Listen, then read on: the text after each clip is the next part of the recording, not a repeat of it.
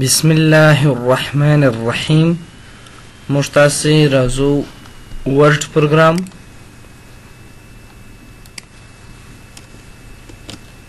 ورډ پروګرام کې مو هوم ټیب خلاص کړ. نن دوهم ټیب شروع کوو چې د انسرټ ټیب په نامه یادېږي. انسرټ خپله درجول، داخلول، یو شی بل شي ته اضافه کولو ته ویل کېږي. انسرټ ټیب چې دی پر مختلفو ګروپو ویشلی دی چې یو پیجز ګروپ دی، ټیبل ګروپ، السټریشن، ایرینیس، لینکس، کمنټ، هیډر او فوټر، ټیکسټ، سمبول. د دغو ګروپو مجموعې ته انسرټ ټیب ویل کېږي چې لومړی په دې ځای کې پیجز ګروپ لرو. په پیج ګروپ کې لومړی دلته لیکل سوی دی کور پیج. د کور پیج وظیفه دا ده که غواړو چې موږ تاسې یو کتاب لیکلی، یا مو یو مونوګراف لیکلی، یا مو یو راپور لیکلی، یا هم داسې یو بله لیکنه مو کړې، یو مقاله مو لیکلي، غواړو چې د هغه دپاره د کتاب پوسټ جوړ کړو، دا د مخ ورقه یې جوړ کړو، نو د کور پیج په واسطه کولی سو. دلته د کور پیج مختلف ډیزاینونه شته. نو په دې ځای کې موږ ته مختلف د کور پیج ډیزاینونه موجود وه. مثلا فرض کې موږ تاسو غواړو چې ډیزاین جوړ کړو، راپور مو جوړ کړی دی.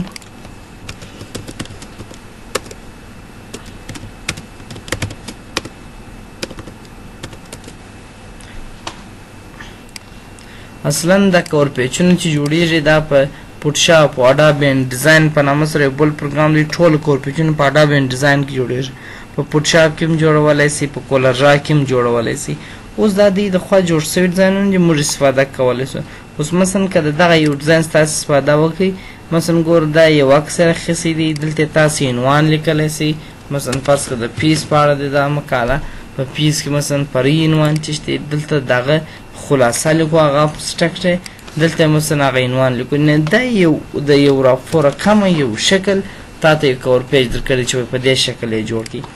یا مثلا فرض کړئ دا کور پیج مو نه دی خوښ، مثلا فرض کړه داسې یو کور پیج مو پکار دی. مثلا دلته عنوان لیکو، په عنوان کې مثلا فرض کړه ډېره موضوع چې ده مثلا په سیمینار باندې دغه کړی دی، یا پیس دی، یا مثلا پر هره موضوع چې دغه کړي هغه شکل یا نور دی درته جوړ کړي چې ته په دغه شکل سره د کور پیج مخ ته درسوي. اوس نو دا د کور پیج مختلف ډیزاینونه دي. هر ډیزاین ته اوس ګورو موږ چې په ډېرو راپورو کې استفاده کوو، د دغه شکل څخه ډېر استفاده کوو. داسې یو شکل مو جوړ کړی، فکر کې به استفاده ځنې کوو. مثلا ګوري زه تاسو دروښیم چې ما جوړ کړی، ګوري مثلا دا ګور د پوهنتون د پلان دپاره یو فارمټ جوړ کړی، د هغه شکل دی، فقط مازې مو هغه دغه ور بدل کړی دی، فکر کې هغه عنوان او دا شان. نو دا د کور پیج یو استعمال دی چې موږ ته سره دی، چې مثلا موږ کور پیج څنګه په اسانۍ سره جوړولی سو. په دې ځای کې لیکل سوی دی مور کور پیج فرام office.com. کله چې تاسې د انټرنیټ سره وصل سئ، که غواړئ د کور پیج نور مختلف ډیزاینونه راواخلئ، په دې ځای کې شته. اوس دا موږ د انټرنیټ سره وصل سوي وو مخکې، نو اوس هغه دوه درې ډیزاین یې راخیستي وو، دا یې دلته په دې ځای کې شته. بل په دې ځای کې لرو ریموو کرنټ کور پیج. که غواړو چې دغه کور پیج له منځه یوسو، بس په ریموو کرنټ کور پیج کلیک وو، هغه له منځه ځي، یوړل سو د منځه.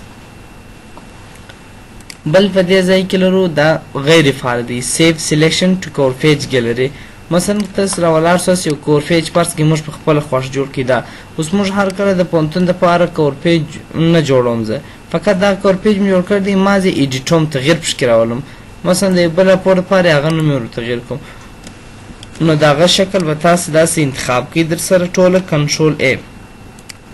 انسرټ ټیب ته راځو. په دې ځای کې ورته سیف سلیکشن ټو کور پیج ګیلري، دا په دغه کور پیج ګیلري کې در سره ثبت کړه، اوکې کړئ. دلته په کوم نامه یې جوړه نه، داسې یو نوم ورکړه، هلته لکه دوی چور کړی داسې یو نوم ورکوو.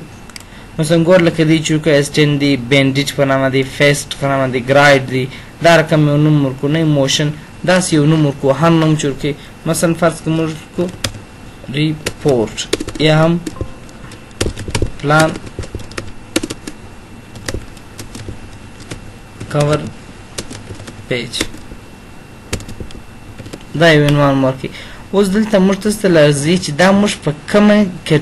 ګیلري کې راولو، یعنې دا اټو ټیکس ته واوړي چې بیا په اټو ټیکس کې موږ تاسو ته راځي. په دا ځای کې دا د استفاده ځنې کوو چې موږ تاسو ته راځي. دی تا ته دا بایوګرافیز ته واوړي چې موږ تاسې په ریفرنس ټیب کې بیا وایو. کور پیج دی، ایکویشن دی، هیډر دی، فوټر دی دا معنا چې کوم برخې ته واوړي چې دا برخې تر یوه فوټ تر اوسه پورې مو یوه هم نه ده ویلې نو موږ ته وایي چې یا دا په کور پیجو کې راته ثبت کړه او دا په کومه کټګوري کې درته راولم یعنې دا معنا چې دوی دغه چې دا کور پیج چې جوړ کړی دی دا پر برخو ویشل دي یو د ریپورټ عنوان کړی دی یو بلټین عنوان کړی یو جنرال یو بله کټګوري ته جوړول سي چې دا د کومې یوې مربوط کوي یعنې دا داسې دی لکه مثلا که موږ مثال ورکړو د یو شي برخې ولرو یو شی پر برخو ویشل سوی نو دا د کومې برخې کې ته ورته شامل دی دا خبر ده ډسکرپشن دلته د دغه پلان کور پیج په اړه معلومات ورکولی سي چې دا تاسو د جې دپاره استعمالولی سئ د پلان دپاره استعمالولی سئ د راپور دپاره داسې یو تشریح ورکوي دا په کوم ځای سیو ام دا په کوم ځای کې ثبت سي په نارمل کې ثبت سي او که یا بلډینګ بلاکس ارګنایزر کې که تاسې نارمل انتخاب کې دا معنا که بیا هر کله موږ تاسې ورډ پروګرام را خلاص کړو دغه زموږ دغه ډیزاین چې موږ جوړو دا به راته ثبت دی او که تاسو په بلډینګ بلاکس کې ثبت کړئ درسره بیا نو تاسو دلته ثبتېږي درته خو نور ځای کې بیا استفاده نه سو نشي کولی موږ ته چې نارمل کې ثبت کړو چې بیا موږ تاسې که دې ځای ته راسو په کویک فارس کې هلته موږ بیا ډیلیټولی هم سو که نه بیا نه سو کولی نو اپشن دی اپشن دا معنا کله چې بیا زه دی بیرته راخلاصوم دا اوس دی ثبتو په کښې چې بیا راخلاص سي انسرټ کنټینټ اونلی د ده لیکنه یوازې درته راولم انسرټ کنټین ان اټس اون پاراګراف د ده لیکنه راولم خو په خپل پاراګراف کې دا لیکنه په خپل پاراګرافو کې راولم او یا په خپله صفحه کې راولم په کښې کې هر یو چې ستاسې انتخاب دی په کښې په دې ځای کې تاسې هغه انتخابولی سي اوس که دا موږ وکیږو دا کور پیج زموږ دپاره ساتو هر کله چې زموږ بیا کور پیج پکار دی هغه رقم کور پیج بیا زه نه جوړوم دې ځای ته راځو په دې ځای کې دا کور پیج شته دا د ریپورټ کټګوري ده دا هم کور پیج دی کلیک کړو هغه راته جوړېږي فقط هغه عنوانونو شان یې ورته تغیر کړئ ګورئ هغه دلته هغه نور لیکنې ایسته سول هغه هلته موږ هغه میسج ورکړی وو چې ته یې مثلا کنټینټ یې راته راول بل په دې ځای کې موږ تاسو لرو بلینک پیج لرو د بلینک پیج وظیفه دا ده که غواړو چې موږ تاسې په خپله خوښه په یو ډاکومنټ په یو ځای کې چې مو کرسر ولاړ وي ورې خالي صفحه اضافه کړو دلته کولی شو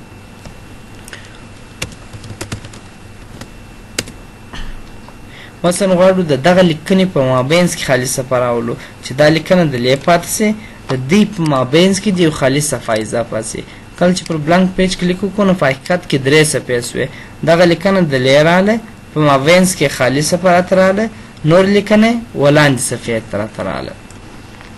کنټرول زید بل په دې ځای کې موږ تاسو لرو پیج بریک د پیج بریک وظیفه دا ده که غواړو چې دا لیکنه فری کړو مثلا دا لیکنه مو کړې د استاد وایي چې یا ته دا لیکنه د لاندې صفحې یا دا راپور مو لیکل دی دا موضوع خلاصه دا نور دا موضوع په دې صفحه کې نه جوړو باید دا د بل صفحې څخه شروع سي نو بیا د پیج بریک څخه استفاده کوو هغه لیکنه چې هلته لیکل سوی وه هغې یې لاندې صفحې ته راوستل کنټرول انټر یې شارټکټ کې لیکه په کیبورډ کې کنټرول انټر بټن و دی دغونه راته کېږي اوس نو د پیج بریک او بلانک پیج ترمنځ په فرق باید تاسو پوه سئ ګورئ که موږ ته زه دا هایلایټ کړم تاسو ته چې معلوم سي اوس په دې ځای کې موږ ولاړ یو موږ ورته وایي چې ته بلانک پیج اضافه کړه په حقیقت کې دلته 3 صفحې اضافه کېږي اوس ګور ته دا ځای ته ګورئ دلته پیج 1 اف 1 دی که بلانک پیج په لیکو ګورئ دا لیکنې ښه ده لیفات سول موږ ول د دې په مابینځ کې خالي صفحه راوله او دلته که تاسو وګورئ 3مه صفحه دا دلته راغله دلته هم درته وایي چې 3 صفحې سوې او بلانک پیج بیا خالی پیج بریک یې خالي لاین صفحې ته راته کوي ونیسئ دا یې په 2مه صفحې کې راغله 2 صفحې دلته هم دا د ښکاره کېدی که تاسې د لیکنې په پای کې ودرېږئ بیا نو بلانک پیج هم یوه خالي صفحه اضافه کوي تاسو ته او پیج بریک هم یوه خالي صفحه اضافه کېږي فرق یې نشته دی ترمنځ خدای جوړ کړي چې یو شی مو ځینې زده کړی وي د الله په امان